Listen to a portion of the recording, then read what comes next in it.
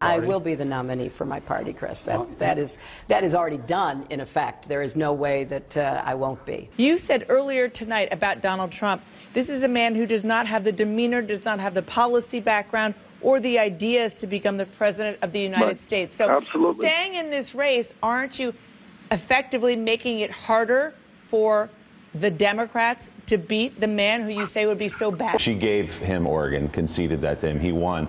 He doesn't make up a lot of ground in the delegates, but man, he's not going away. No, I think and it's now really becoming a problem for the party itself. Sally, I'm going to begin with you because I know that you've been an avid Bernie Sanders supporter since the beginning, but we've now got a grandmother who is worried about her 5-year-old grandchild. We've got a woman who says her marriage might be on the brink because of Bernie Sanders supporters. We have a U.S. senator who just said on live national television that she feared for her life at a Democratic convention. Where is this going, Sally? When I dropped out at the end of our primary in 2008, I immediately urged all of my supporters to support then Senator Obama. The way that you dealt with the situation in 2008, do you think he'll do the same? Well, I would certainly hope so, because the most important goal of this primary process is nominating a Democratic candidate who will defeat the Republicans in the general election. Pressure for Bernie Sanders to drop out of the race and rally his supporters to Hillary is pouring out of the Hillary campaign and corporate media. In her own words, on the basis that the most important task is defeating Donald Trump. But inconvenient new polls show Trump beating Hillary for the first time in a general election. And the same polls that show Hillary losing to Trump have Sanders crushing him, sometimes by over 10 points. Despite their own logic of choosing the best candidate to beat Trump, the Democratic Party elites won't even consider offending Wall Street by backing Sanders. The empire's rigged system makes it nearly impossible for someone to break through the two-party dictatorship. But Sanders isn't the first candidate in recent years to show that it is possible. Kshama Sawant is an immigrant from India who just won re-election as an open socialist to Seattle's city council. She's now leading the call for Bernie to run independently if he doesn't get the nomination. On the cusp of the convention, I wanted to sit down with Kshama to talk to her about building mass movements and why she says American workers and women should oppose Hillary, no matter what. So how did growing up in India's caste system help you awaken to politics and also understand American society? The experience of looking at the devastation and misery that people live in because of the caste system, the social divide, but also looking at the connection between caste and class really made me think. And it often, the magnitude of the problems in countries like India makes people feel demoralized, and it makes people feel like, okay, I don't even want to think about it, but it had the opposite effect on me. I really thought about it all the time, and to me the question was, well, clearly the human society has advanced enough to make amazing technological advances. Surely we can figure out how to end poverty. And so that, to me, that meant that these problems are not written into the DNA of human society. It really is a question of a system that we are living in. And then all the dots were connected in a full manner when I came to the US and realized, oh, this is the wealthiest country in the history of humanity. And yet you have poverty, the same kinds of problems, homelessness, even lack of basic services like mass transit and clean water in so many cities like in Flint. And to us that should mean, logically that should imply that these are systemic problems. And Kshama, you were the first socialist to win a citywide election in Seattle since 1916.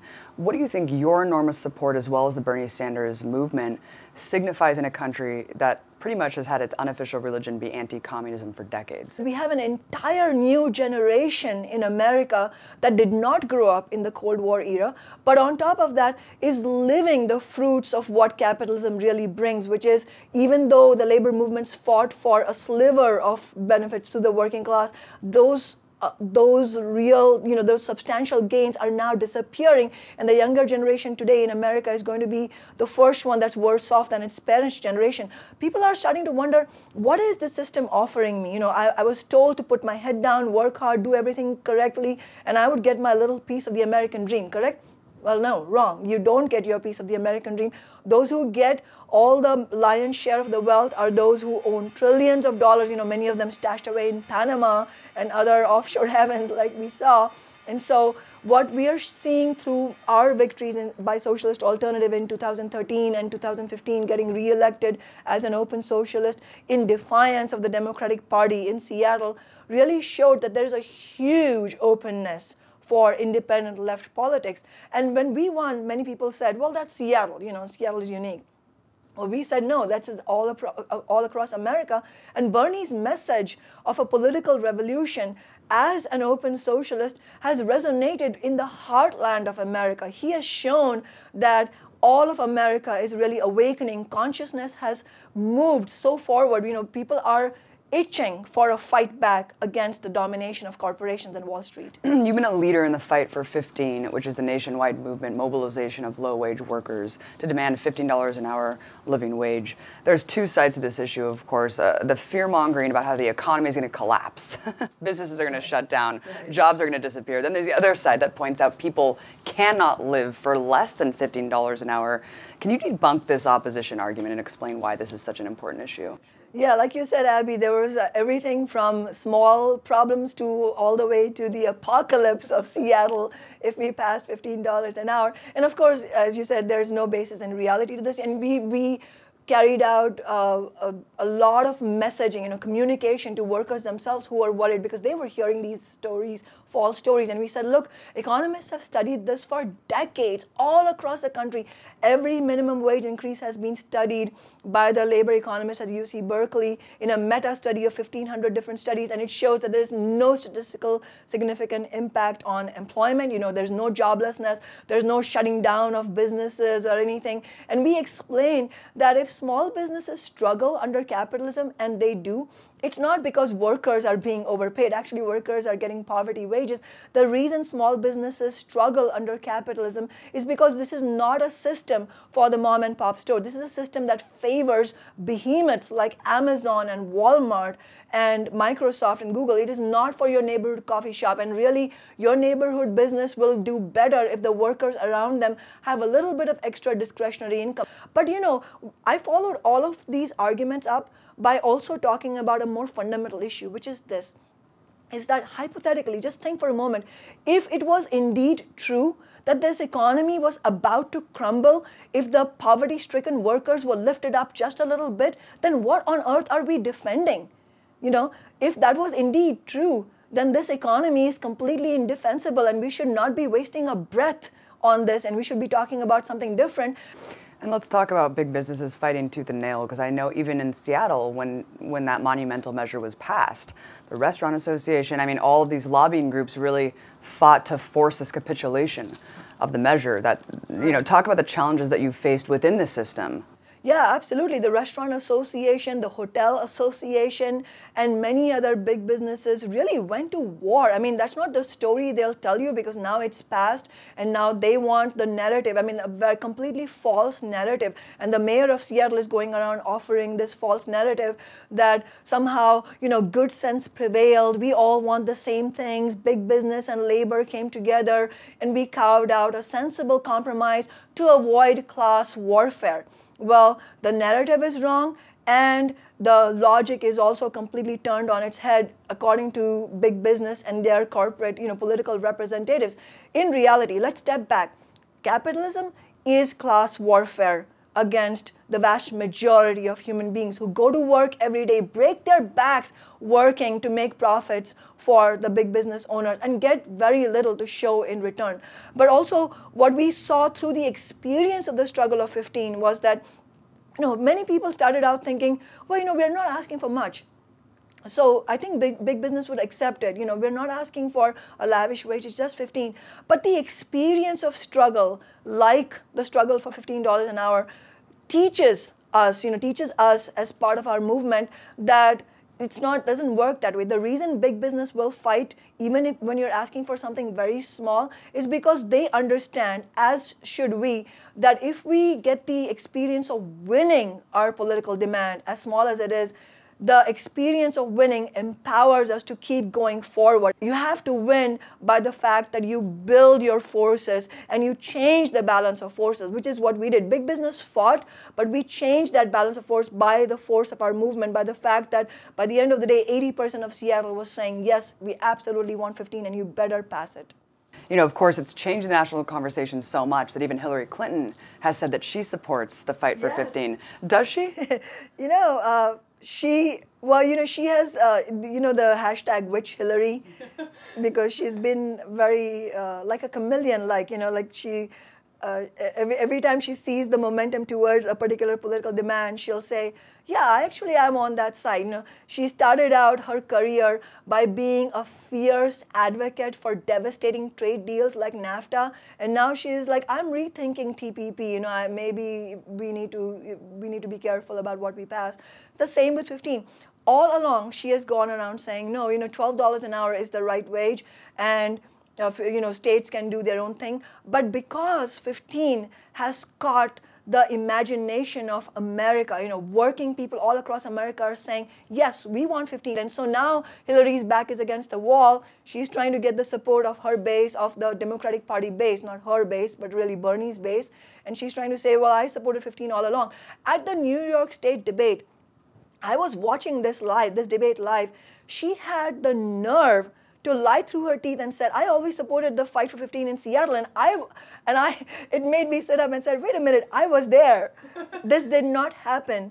We cannot allow our movement to be held hostage year after year by corporate politicians who will lie on anything in order to win their elections, but whose track record shows that, in terms of Hillary, for example, her track record shows that she's not going to fight for 15, but more to the point, she's not going to fight for 12 either. That a corporate politician like Hillary Clinton is not going to fight or lead on any of these issues for social and economic and change for the better. She sat on the board of Walmart for 6 years. Walmart is the world's biggest purveyor of low-wage and poverty-wage jobs for women and people of color. She does not wear the mantle of fighting for the working class. As a progressive woman, what's your response to Hillary Clinton using her gender as the basis of why progressives should vote for her? We have to be clear. The attacks that any woman in public service like Hillary Clinton faces on the basis of her gender, we should condemn them unreservedly. Attacks based on misogyny and sexism have no place in our vision for a future society. But we have to understand that if we want to go towards a society that has wiped out all these oppressions, then we have to see who's our friend and who's our foe. We cannot have trust in Hillary because she's a woman. Her identity as a woman is not the point we should be thinking about. Her track record as having fought on the side of Wall Street, being a real dogged spokesperson for Wall Street, for corporate interests, for big oil, for fracking interests.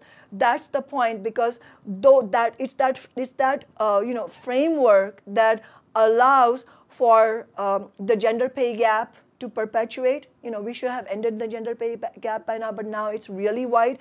And if you look at the situations that women face in the workplace in terms of sexual harassment and other intimidation and discrimination, what do you need to fight against it? You need strong unions. Women need an organized mechanism to fight against these problems that they face in their workplace, including the fact that they are not paid fair wages. But in order to do that, you need fighting movements and fighting unions, and everything that Hillary stands for is contrary to building that kind of movement. People, and look at Bernie, he's running an insurgent campaign, taking no cash from corporations. We need candidates who will turn away from corporations in a very courageous and open and unambiguous manner and say, I am fighting for working people, because when you're fighting for working people, you're fighting for women. Yeah, I think it's about 60% of registered voters do not identify with the two main parties, which is Absolutely. a huge And in fact, a really good poll came out a few days ago which said that 65% of likely voters are open to a candidate other than Trump and Clinton. And this is more important, 91% of those aged under 28 would like to see an independent candidate running against Clinton and Trump. So the divide is not between working people and the desire for socialist-like change towards socialism. The polarization is between the vast number of working people and the establishment, which is completely out of touch. It is so out of touch that this year we are seeing a circus, a presidential election circus, where the least popular presidential candidate from a major party in the last 10 presidential cycles is running against the second least popular presidential candidate from a major party in the last 10 presidential cycles. That should tell us something. That should tell us that we need to occupy that vacuum. A lot of people don't know that you're an economist, and you've used the term economic terrorism to describe what's happening to the global economy. Who are the economic terrorists, and what are their crimes? So in 2013, just when we had just won our election, our first election as a socialist candidate, at the same time, what happened was, this was Seattle, so in the state of Washington, the Washington state legislature, which has been for years criminally underfunding public schools, has carried out deep cuts in mental and social health services, and really just, caused quite a bit of devastation. And this is on a bipartisan basis in the state legislature. The governor of Washington, Jay Inslee, who is a Democrat, he called a special session of the legislature in November of 2013. This was just after I was elected, in order to not carry out urgent funding of public education or social services. This was a special session to give $9 billion away to Boeing executives. This was the biggest corporate handout in the history of the United States. This was absolutely criminal. And this was done with the statement that, well, Boeing has threatened to take away jobs from Washington. What can we do? The legislature has no choice. We have to give them $9 billion. That is when I first said that this kind of blackmail, where a corporation, and these are not, and we're not holding the workers in the corporations responsible. In fact, the workers are losing out year after year in terms of their pension benefits. In fact, at the same time that Boeing took $9 billion, they cut pension benefits to their own workers, but they threatened to take away jobs, and then there's a punchline to that as well. But at that time, we said that if a corporation like Boeing, meaning its executives, are going to hold our entire state hostage year after year, this is nothing less than economic terrorism, and we have to fight against it. And do you know what? Just a month ago, Boeing announced that they're going to lay off another 8,000 jobs this year.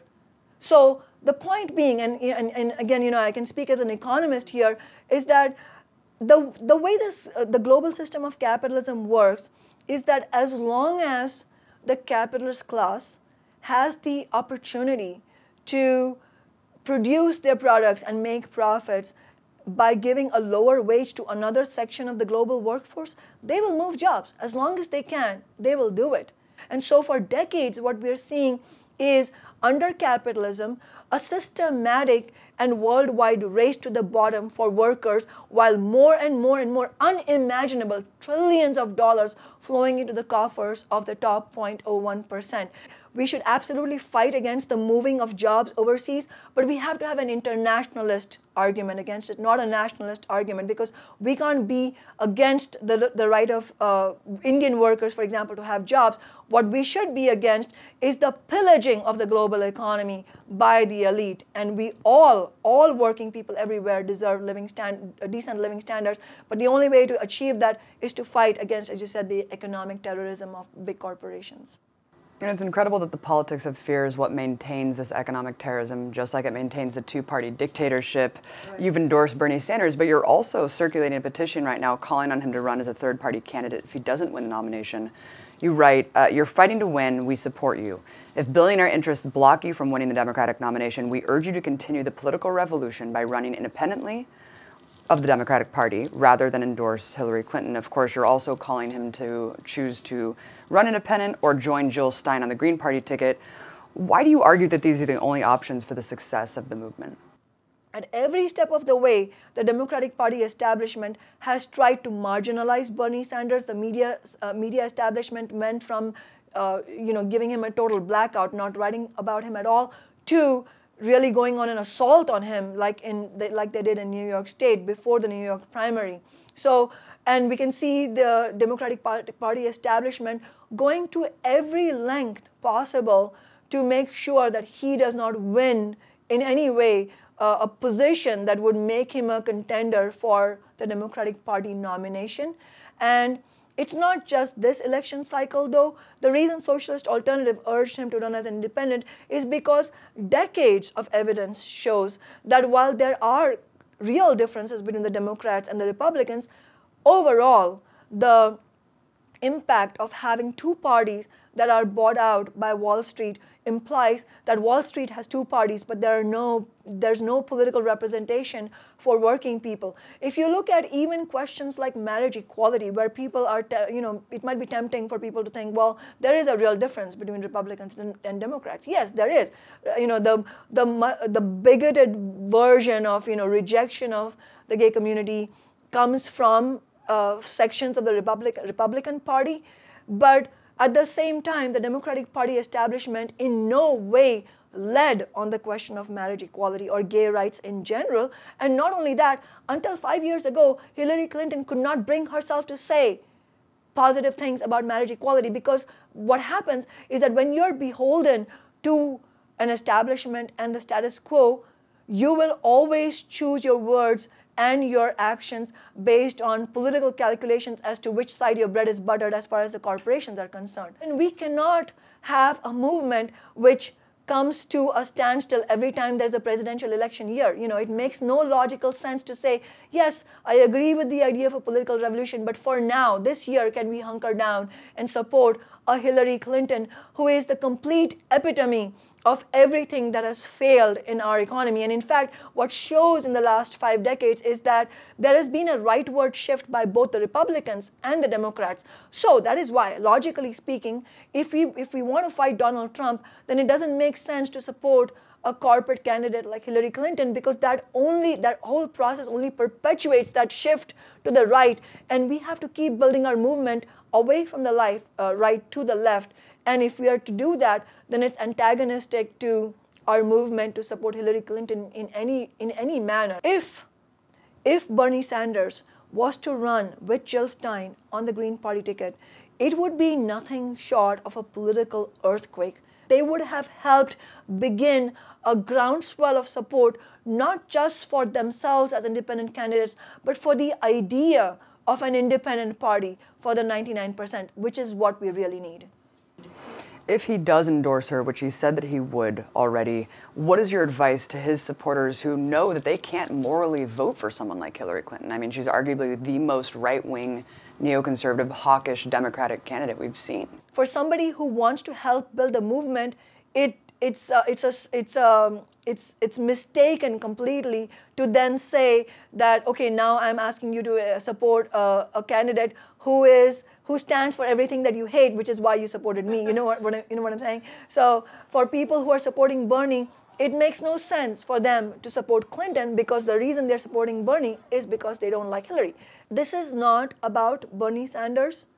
Ultimately, this is about building our movement for social change. But let's be clear, fighting for every single reform will, as we were discussing earlier, Abby, will be a fight, real fight against big business, because big business will not relent. We will have to wrest these gains from the hands of big business.